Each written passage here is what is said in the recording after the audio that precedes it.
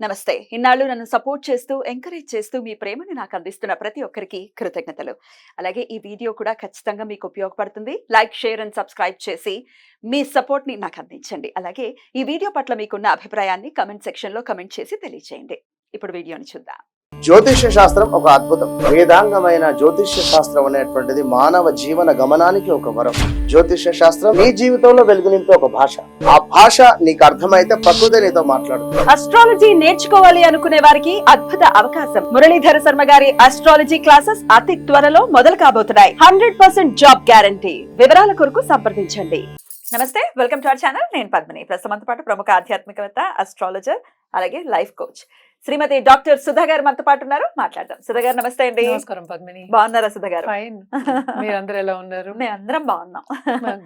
September మాసం వచ్చేస్తుంది. మీరు బోర్డు మీద రాసినట్టుగానే ఎస్, సెప్టెంబర్ భాద్రపద మాసం కూడా సెప్టెంబర్ ఇంచుమించు 4వ తారీఖు మొదలవుతుంది. ఎలా ఉండబోతోంది సెప్టెంబర్ మాసం ద్వాదశ రాశుల వాళ్ళకి? అందరూ వేచి ఉంటారు కదా దాని గురించి. యాక్చువల్ గా ఫస్ట్ ఎప్పటికైనా మన రాశి ఫలితాలు మాట్లాడుకున్నాం అంటే మనం గోచారం మాట్లాడుకోవాలి. సో ఇక్కడ ఏమేమి ప్లానెట్స్ అంటే గ్రహాలు ఉన్నాయో చూద్దాం. ఏ ఇంట్లో ఉన్నాయి, ఏమేమి రాశిలో ఉన్నాయో చూద్దాము. సో ఫస్ట్ మనం ఎప్పుడు మాట్లాడుకునేది ఏంటి, మనం గురువు గురించి మాట్లాడుకుంటాం. గురువు ఏమో మనకేమో వృషభంలో ఉన్నారు. అలాగే మనకి మార్స్ అంటే ఏంటి, మేషానికి అధిపతి, ఆయన ఏమో ఎక్కడికి బుధుడి ఇంట్లోకి వస్తున్నాడు అనమాట, అంటే మనకి మిథునంలో. అలాగే బుధుడు దిగుతున్నారు ఎక్కడికి, మనకి సింహానికి. ఆల్రెడీ రిట్రోగ్రేడ్ అయ్యి దిగడం అంటే సెప్టెంబర్ 4th కి 5th కి అలా దిగుతున్నారు అనమాట. తర్వాత కేతు ఏమో మనకి కన్యలోనే ఉన్నారు. అలాగే రాహు మనకి మీనంలో ఉన్నారు. శని ఏమో రిట్రోగ్రేడ్ లో మనకి కుంభంలోనే ఉన్నారు. ఇంకోటి ఏంటంటే మనకి ఇక్కడ శుక్రుడేమో మనకి ఆగస్ట్ ఎండ్ నుంచి మనకి సెప్టెంబర్ 18th వరకు ఇందులో అంటే ఏంటి కన్యలో ఉంటున్నారు. మళ్ళా ఆయనేమో తులాకి వెళ్తున్నారు సెప్టెంబర్ 18th కి. రవి ఏమో మనకి సెప్టెంబర్ 16th కి కన్యకి దిగుతున్నారు అనమాట. అలాగే బుధుడు నేను ఇందాక మాట్లాడినట్టు కిందకు వస్తున్నారు, సింహానికి వస్తున్నారు. సో ఇవి గ్రహచారాలు. మనం ఎప్పుడు అనుకున్నట్టే కొన్ని రాసులకి చాలా బాగుంటాయి, కొన్ని రాసుల వారికి మిశ్రమంగా ఉంటాయి. జనరల్ గా మనం చూసామంటే అన్ని మిశ్రమ ఫలితాలే మనం చెప్తూ ఉంటాం, ఎందుకంటే మనకి షార్ట్ టర్మ్ పీరియడ్ ఇది, అంటే 30 రోజులకి మాట్లాడుకుంటున్నాము.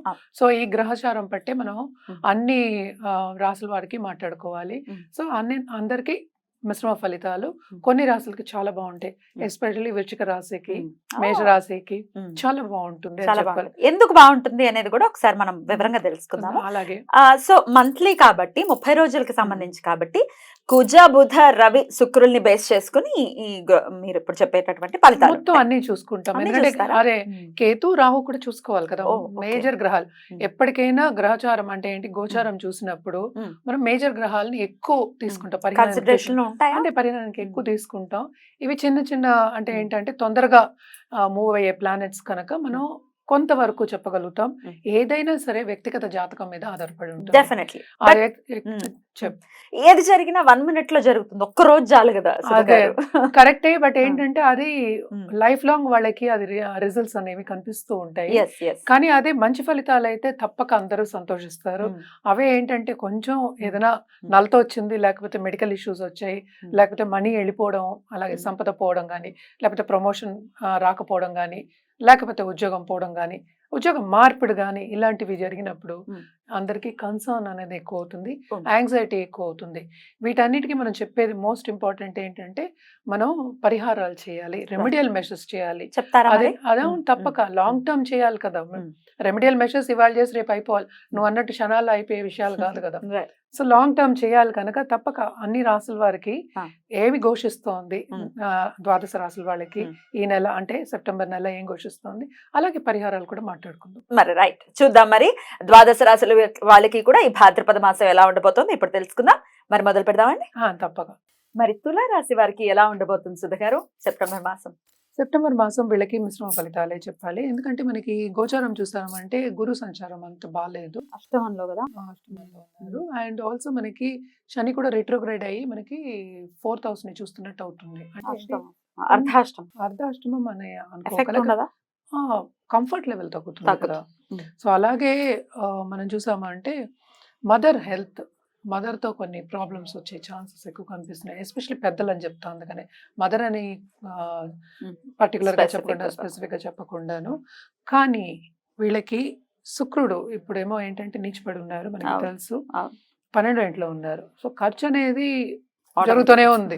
అంటే ఆగస్ట్ అంతా జరుగుతోంది. మనం సెప్టెంబర్ గురించి మాట్లాడుతున్నాం కనుక second half of the September own హౌస్కి అంటే రాశికి వస్తున్నారు కనుక, అధిపతి కనుక తప్పక వీళ్ళకి ఆ టైం నుంచి మెరుగుపడే ఛాన్సెస్, దేంట్లో ఆర్థికంగా మెరుగుపడే ఛాన్సెస్, అంటే ఫైనాన్షియల్ స్టెబిలిటీ అనేది కొంచెం వస్తుంది. ఇప్పుడు చూసామంటే కంఫర్ట్ లెవెల్ కూడా తక్కువ, అలాగే ఆపర్చునిటీస్ కూడా తక్కువ కనిపిస్తున్నాయి.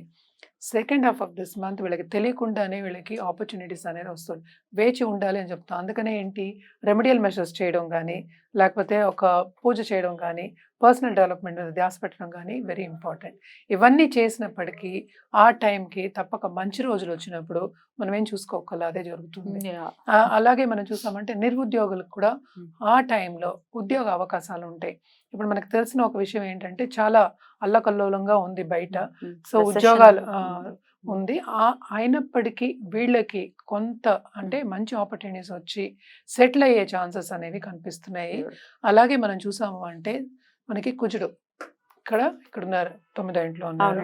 సో తప్పక దాంపత్య జీవితంలో కూడా అనుకూల పరిస్థితి అనేది నెలకొంటుంది. ఎప్పుడు second half of this month శుక్రుడు ఎప్పుడైతే ఓన్ హౌస్ లో వస్తారో. అదొకటి కాకుండా ఖర్చు అనేది కొంచెం జాగ్రత్తగా పెట్టాలి. ఎందుకు ఖర్చు పెడతారంటే తప్పక హెల్త్ సెన్సిటివ్ అయ్యే ఛాన్సెస్ ఎక్కువ కనిపిస్తున్నాయి. ఇక్కడ కంఫర్ట్ లెవెల్ తగ్గింది, ఇక్కడ హెల్త్ కొంచెం సెన్సిటివ్ అయ్యే ఛాన్సెస్ కనిపిస్తున్నాయి. ఇప్పుడు రవి దిగుతున్నారు 12. అలాగే మనం చూసామంటే బుధ సంచారం మనకి ఎక్కడ జరుగుతోంది, మనకి 11వ ఇంట్లో జరుగుతోంది. తప్పక అటు డబ్బు వస్తుంది, డబ్బు వెళ్ళిపోతుంది. అయ్యో, చేతి నిండా సంపాదిస్తున్నాం, చేతి నిండా ఖర్చు పెడుతున్నాం అన్నట్టు ఉంటుంది అన్నమాట. సో ఇది మనం మాట్లాడుకునే సెకండ్ హాఫ్ మాట్లాడుకుందాం. సో ఆ టైంలో కొంచెం జాగ్రత్తగా ఉండడం అనేది మంచిది. బిజినెస్ పీపుల్కి మాత్రం తప్పక ఏంటంటే కొత్త బిజినెసెస్ ఆపర్చునిటీస్ వచ్చే ఛాన్సెస్ కనిపిస్తున్నాయి. కానీ దాంట్లో కూడా ఏంటంటే జాగ్రత్తగా ఎంచుకోవడం రైట్ అనేది వెరీ ఇంపార్టెంట్. ఎందుకంటే ఈ సంచారాలు ఈ నెలలో అంత బాగాలేదు. వీళ్ళు మాత్రం లోన్స్ తీసుకునే ఛాన్సెస్ కూడా వస్తాయి. అంటే లోన్స్ తీసుకునే ఒక పరిస్థితి వచ్చే ఛాన్సెస్ ఉన్నాయి. అంటే ఈఎంఐలే ఈ కాలంలో, కానీ ఎక్కువ తీసుకునే ఛాన్సెస్ వస్తున్నాయి. అలాగే వీళ్ళకి ఏంటి సూచన అంటే ఎవరి దగ్గర సాక్షి సంతకాలు కానీ అవన్నీ పెట్టద్దు ఈ నెల, especially first half of this month వద్దు. ఎందుకంటే మనకు తెలుసు లగ్నాధిపతి నీచిపడి ఉన్నారు. అలాగే ఇవి కూడా ఏంటంటే మిగతా గ్రహాలు కూడా అంత మంచి పొజిషన్లో లేరు.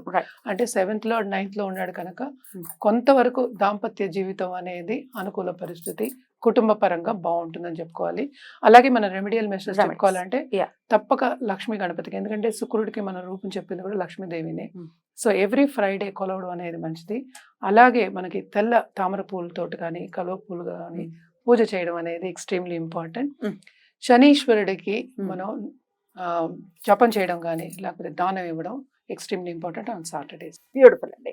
డెఫినెట్ గా second half of the month definite గా చాలా బాగుంటుందని చెప్తున్నారు కాబట్టి మంచి ఉత్సాహంతో వెయిట్ చేయాలి. ఫస్ట్ హాఫ్ మాత్రం కొంచెం జాగ్రత్తగా ఉండాలి.